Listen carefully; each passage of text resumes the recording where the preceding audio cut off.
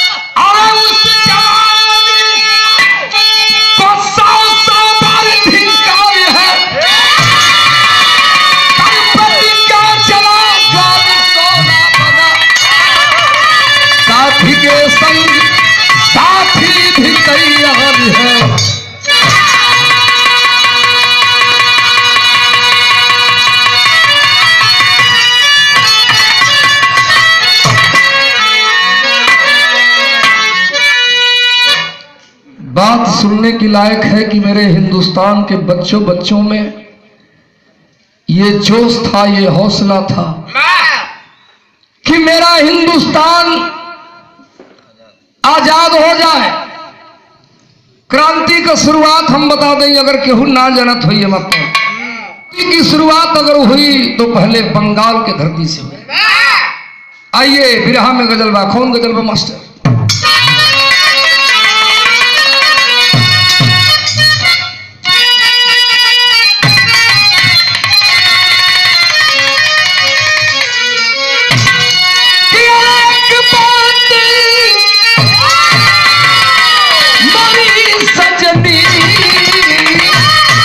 गठियाला चुनरिया में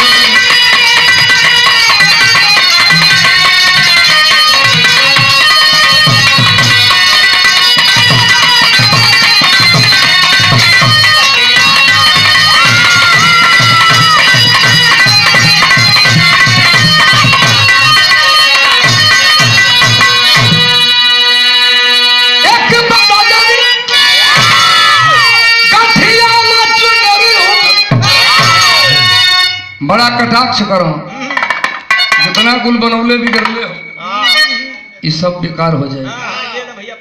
वो दिने बेकार हो जाए।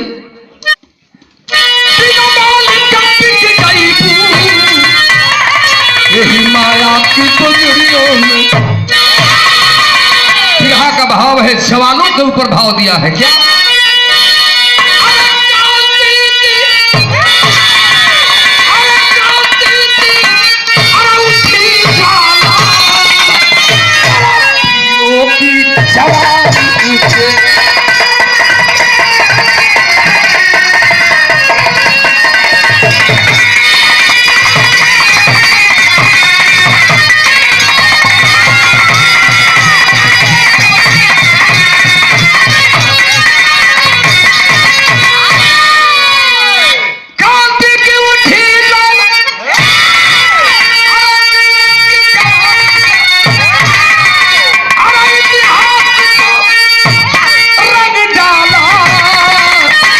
फूलों की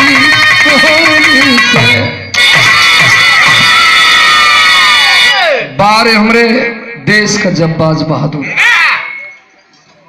लाइन लग गई विराम में। जौहरी शहर है मास्टर, बुल्लू गुरु दूसरी रंग में गाँव, आरामदेव गुरु दूसरी रंग में। तब पहले बुल्लू के से आओ।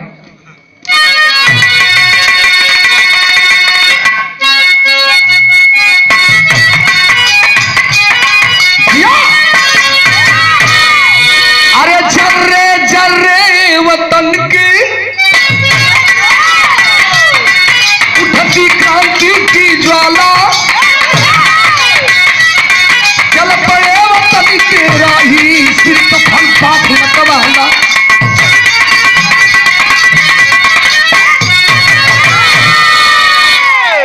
ले लो 4 ले लो। अरे फल फला उठी हाथ है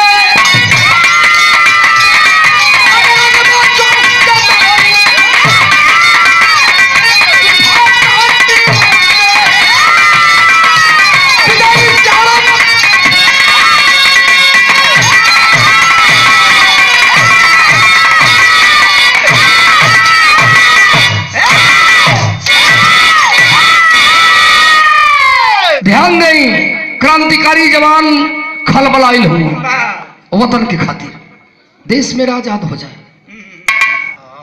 क्रांतिकारी जवान जुटल हुवन, देश पर बात करत हुवन।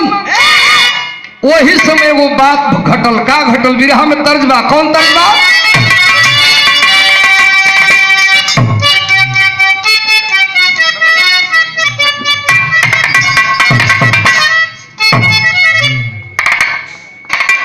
बिरहा में वह तर्ज बा कि अरे पियाला मिला ला ला ला मुन्ना देखे के सपना ये नाती।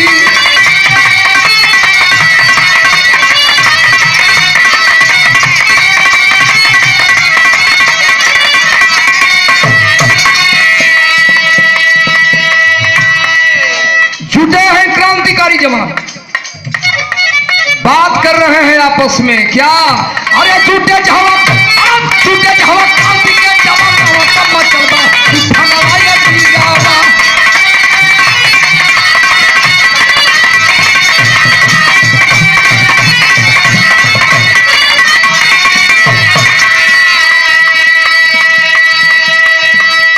कैसन कैसन वीर हूँ के हक क्रांतिकारी जवान जो जुट के मीटिंग करत बा।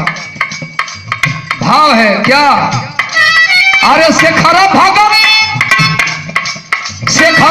तो समीर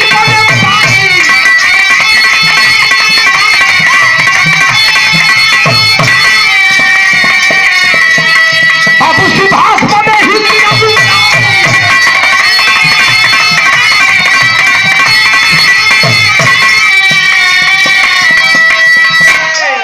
तो इस बात की समझ चला। जगह कौन बा, जगह का कौन स्थान बा?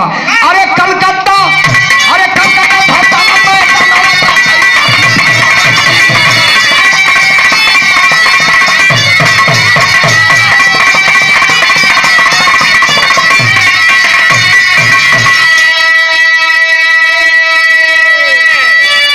सुभाष चंद्र बोस, शेखर भगत, बिस्मिल ऐसन ऐसन क्रांतिकारी बैठ के बतियावत हो। इतने में एगो 10 बरिस का लड़का, इतिहास गवाह है, 10 बरिस का लड़का, उम्र मात्र 10 साल की है।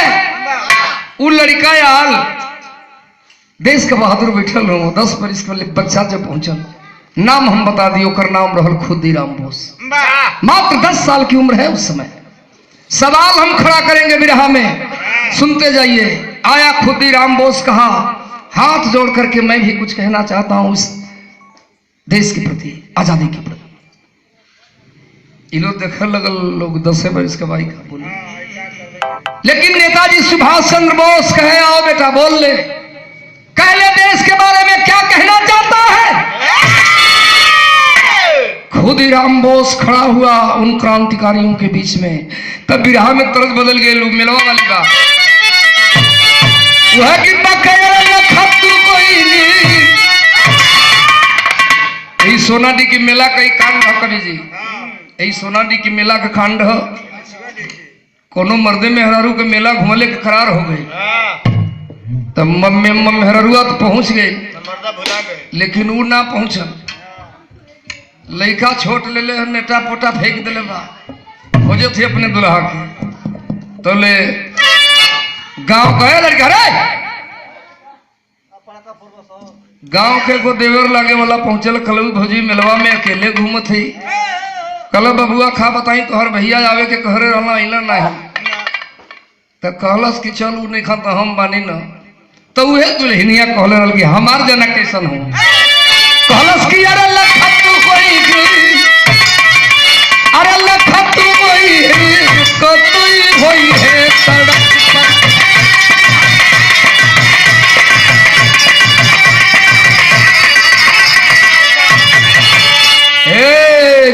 हम कलर में दस्ती लगा के रहे दुल्हनिया खोलस कलरिया में दस्ती लगा के घूमल का खोलस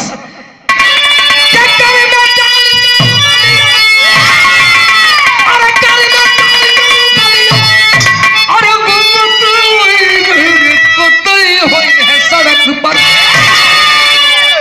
बिरहा का भाव सुनो। खड़ा हुआ खुदीराम बोस बोलने लगा का भल अरे तूफान भइले अरे तादिन तूफान भइले खुदीराम वही मीटिंग में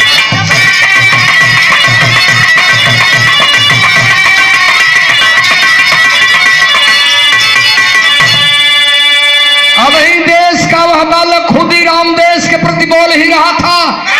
खुदीराम बोस के हर शब्द से क्रांति की चिंगारी निकल रही थी बाबूजी।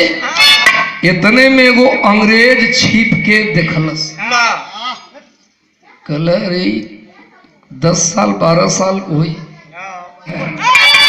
बड़ा होगा तो बहुत बड़ा देश का क्रांतिकारी बनेगा। का देखलस कि बोली से जे करी निकले ले चिंगारी जवान दे हमरी के बिगारी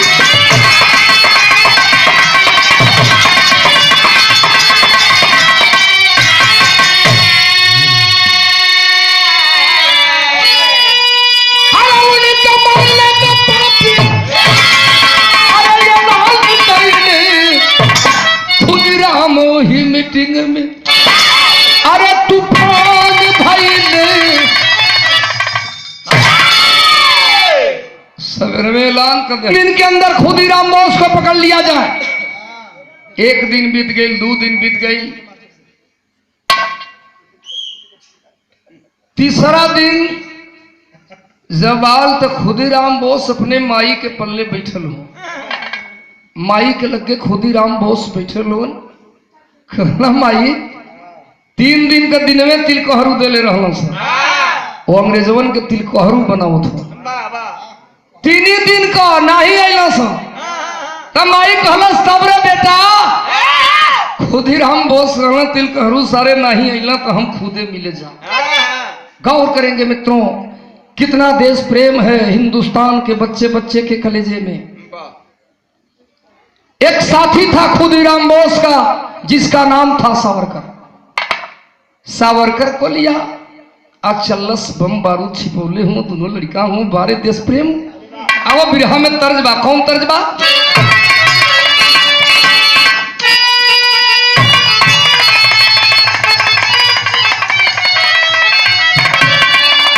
रामदेव गुरु गवा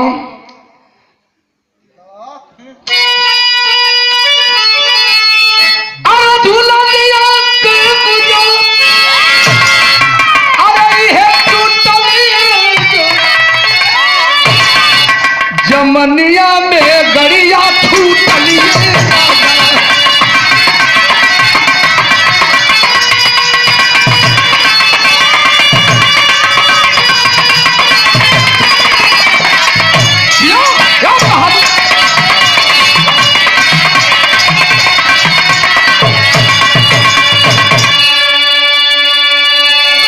खुदीराम बोस सावरकर कैसे देखा ही देशभक्त चलना वो अंग्रेज से मिले बदे कैसे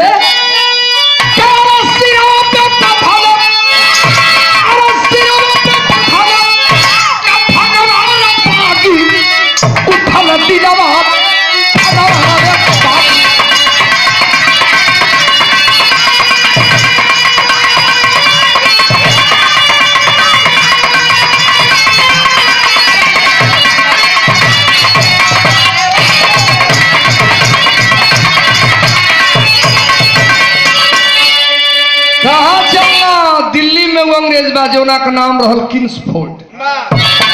जितने सारे अंग्रेज टेढ़ रहल उतने अंग्रेजवन का टेढ़ टेढ़ नाम भी रहल। कौनों का किंग्सफोर्ड कौनों का बिल क्लिंटन कौनों का लॉर्ड कैनेडी। ऐसा टेढ़ हो सकी अगर जवान के नहीं कंट्रोल करके बोलबो कहे के दूसर कहा जाएगी ऐसा टेढ़ रहल चलना है कैसे अरे खुदीराम बोस सन सवारी कर साथी, अरे दिल्ली चले हैं फुलान की।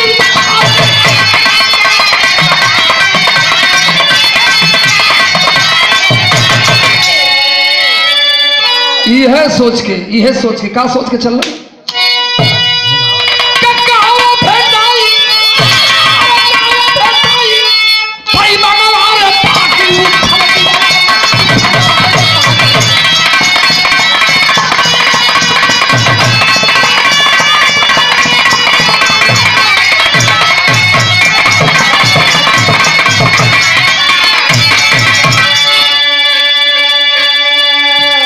एगो लड़का 10 साल का, एगो 12 साल का, कहा मिली?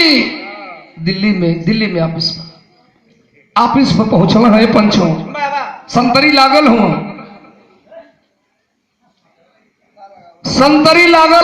पता लगावा चलत हूँ किंग्सफोर्ड का, संतरी खड़ा हूं, जाके दोनों लड़का पूछत हूँ हमें बहुत जरूरी है, साहब से मिलना है।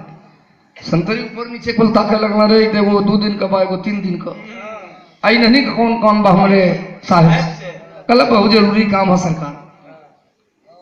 तो संतरियों ने बताया लड़का हूं सटाल मटोल खा दो। संतरियों ने बताया अगर किंग्सफोर्ड से मिलना है तो चले जाओ, आज अंग्रेजों की गुप्त मीटिंग है और घड़ी जब 4 बजाएगी तो उसी दिल्ली के चांदनी चौक पे, चौराहे पे आसमानी रंग के कार में सवार होकर के किंग्सफोर्ड आएंगे। इतनी जब दोनों लड़का चलना सुनना, खुदीराम बोस सावरकर तो चलना कहाँ, वही दिल्ली के चांदनी चौक पर। बिरहा में टेरी है कैसे?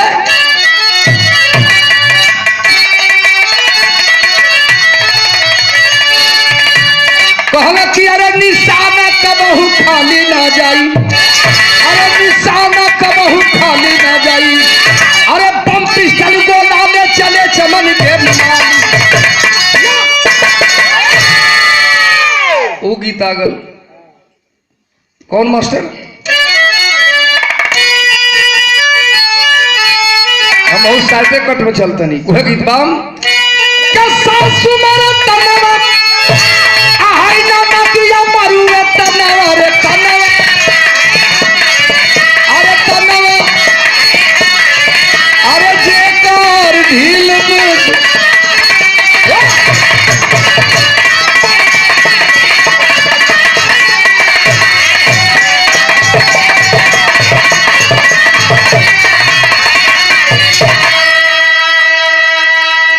बिरहा में वीर रस कलाइन है, वीर चल रहा कैसे?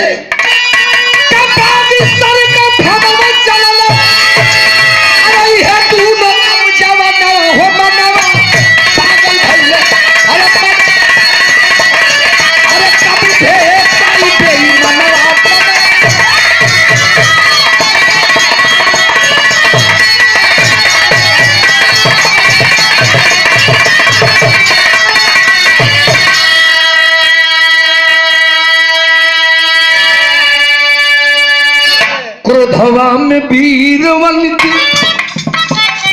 क्रोधवा में वीरवन के, अरे थाला कायलू छापिया,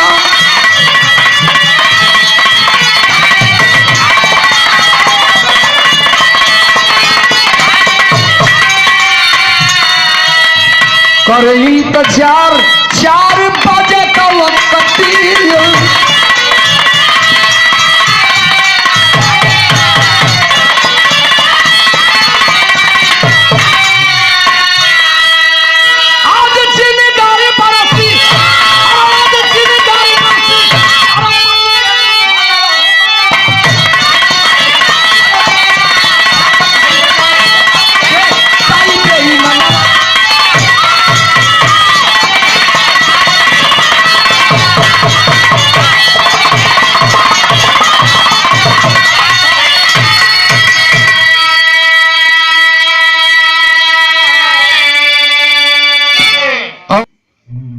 कोई चौरास्ते पर चांदनी चौक पकड़ा हूं, 4 बजे आई संतरी बतौले हूं, तब तक सामने नजर उठा करके खुदीराम बोस सब देखता है, एक कार आ रही है, आसमानी रंग की कार है, लेकिन अंग्रेज का कैले रहला जो कार में किंग्स फोर्ट के आवे के बाद वो कार में किंग्स फोर्ट ना, वो कार में के बैठल रहल, जो वही चौरास्ते पर पहुंचल वो कार खुदीराम बोस सावरकर हाथ में बम उठौलन हो, अक्का कैल हो बिरहा में चौलरिया हो। कैसे मास्टर?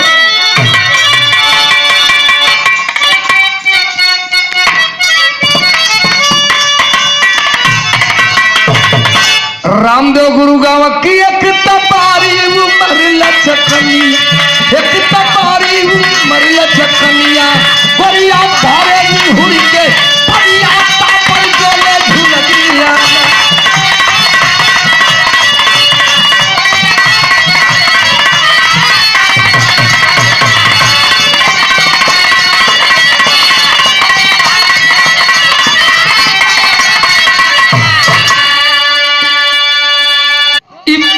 यही गीतिया के बोलू गुरु गाँव तो बदल अपने चौलरिया के कैसे गाँव कि अरे गोरिया दिन भर कई के कटिया, गोरिया दिन भर कई के आले के सभिया कहे सिरवटिया पीछे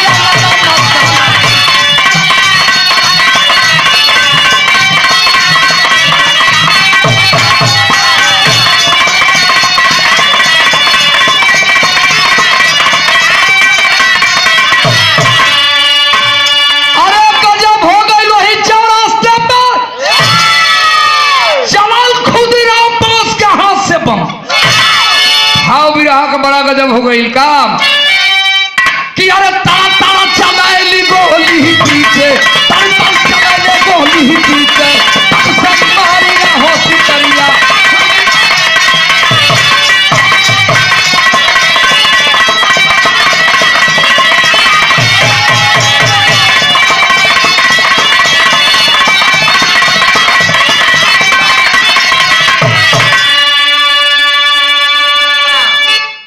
का कहलो वो 12 साल का बेटा 10 साल का बेटा हिंदुस्तान का कहलो सर, अरे बम विस्फोट किए हैं भारी निशाना कार पति हले, निशाना कार पति, अरे बच गई किस फोट ना आई, बच गई किस फोट ना आई।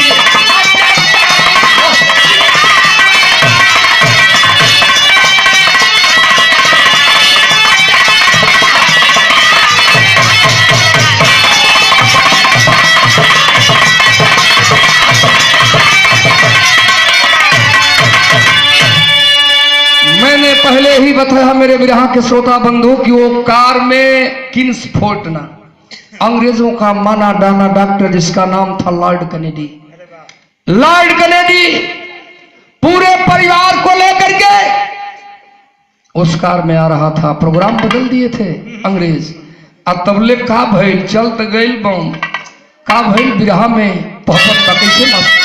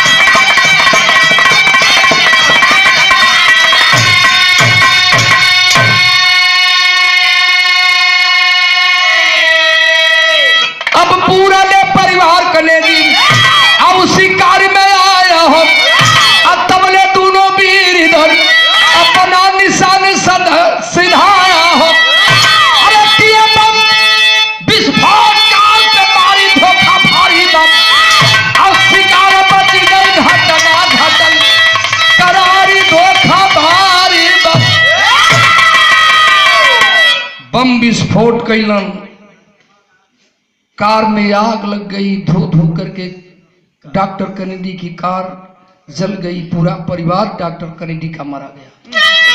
दोनों लड़का भगल भागत भागत कहाँ अल बिरहा में उ जानत हुआ कि किंग्सफोर्ड के मरले हैं, लेकिन किंग्सफोर्ड नहीं बाबू, लॉर्ड कैनेडी मार दे हलगा। भगला खुदीराम बोस सावरकर बिरहा में अल्लाहवा कैसे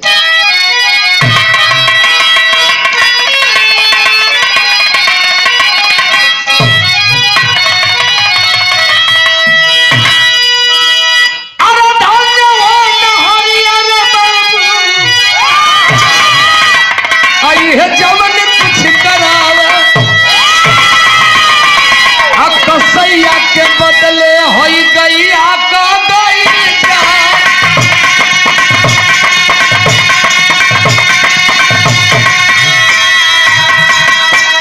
अरे कसैया के बदले गैया का गैया।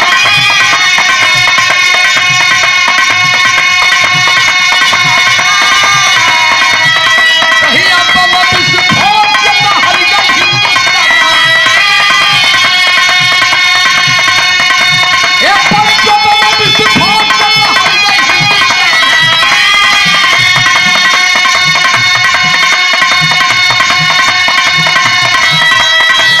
अरे भाग चले तूने बाबू दोनों रे जा, ये भागत ये मुजफ्फरपुर शहर। अरे भागत ये मुजफ्फरपुर। अरे खड़ा हो ही गई एक चाय के तू। अरे खड़ा हो ही गई एक। अरे जिंदा वाली बात बच्ची हुई पता। अरे जिंदा वाली बात हुई पता। अरे बगल में सिलाई ले ले बाबा हिस्सा।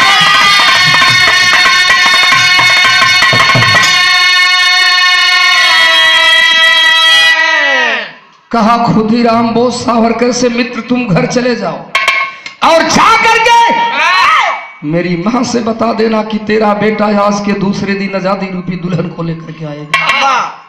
कहा सावरकर नहीं रे साथी, मैं तुझे छोड़ के नहीं जा सकता। कहा चले जाओ चला जाओ। सावरकर तो चला गया। खुदीराम बोस पहुंचा है भागते भागते मुजफ्फरपुर शहर में। सुबह का समय है। एक चाय की दुकान पे खड़ा है हिंदुस्तान का बेटा। चाय वाले से चाय मांगता है। चाय वाला चाय देता है, तब तक बगल में पेपर वाला पेपर ला के रखता है। खुदीराम बोस की नजर जब पेपर पर पड़ती है तो देखता है पेपर के मुख्य पृष्ठ पर बड़े ही मोटे अक्षरों में छपा है कि बम विस्फोट से लॉर्ड कैनेडी का पूरा परिवार मार दिया गया। और लेकिन किंग्सफोर्ड बाल बाल बच गया। अरे जैसे भूचाल आगल शरीर में, छूट गई हाथ की चाय। जौने सारे के मारे चलनी, अरे वही जिंदा छूट गई हाथ की चाय खुदीराम बोस के हाथों से। वही बगल में अंग्रेजों का सीआईडी खड़ा था, पहचान गया खुदीराम बोस को और वही पकड़ लिया गया मेरे देश का वह 10-12 साल का बेटा। अंग्रेज लाए, कहा गया है कुछ दिन केस चली, जेल में भी रहा। आखिर अंग्रेजों ने फांसी की सजा सुना दी। गौर करेंगे मित्रों, खुदीराम बोस से पूछा गया अगर तुम्हारे अंदर कोई इच्छा है अंतिम तो मांग ले, इसलिए कि फांसी देने वाले की अंतिम इच्छा पूरी की जाती है। तो तुम्हारी भी कोई ख्वाहिश है, कोई इच्छा है तो बोल।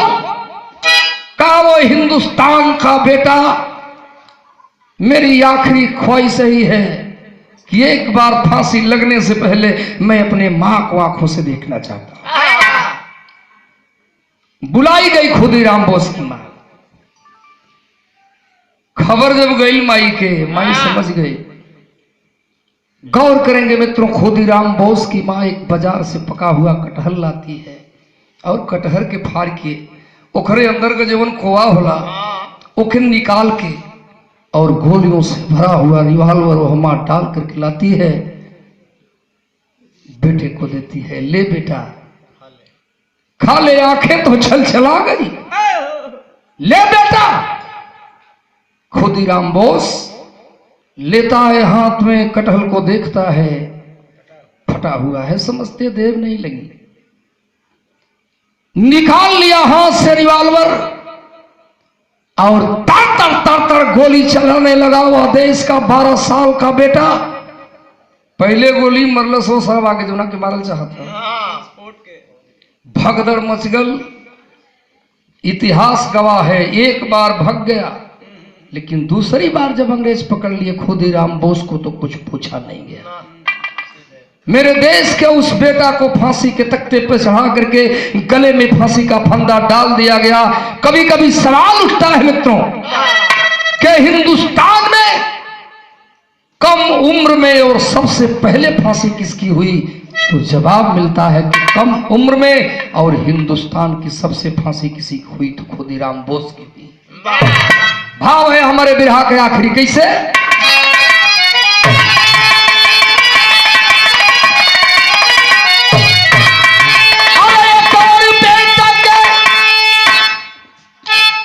गजब हमारे जनरंजन कवि ने भाव दिया है बिरहा में। क्या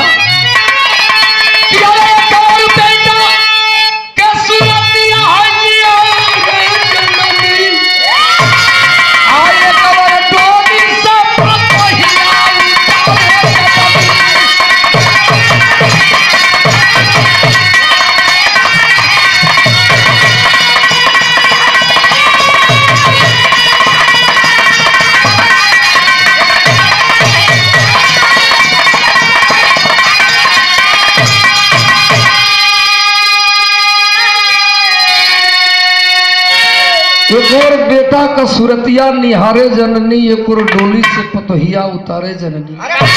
भाव है कि जवा तू धक्की मती, ए बाबू जवा तू धक्की मती, अरे पिलाई रही माई, अब अन्य भाने जहलत की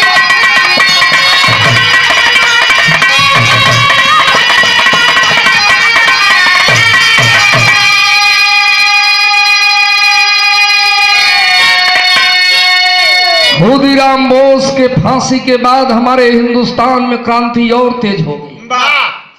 तो कवि का भाव है क्या, हुई क्रांति को आए कमर डोली से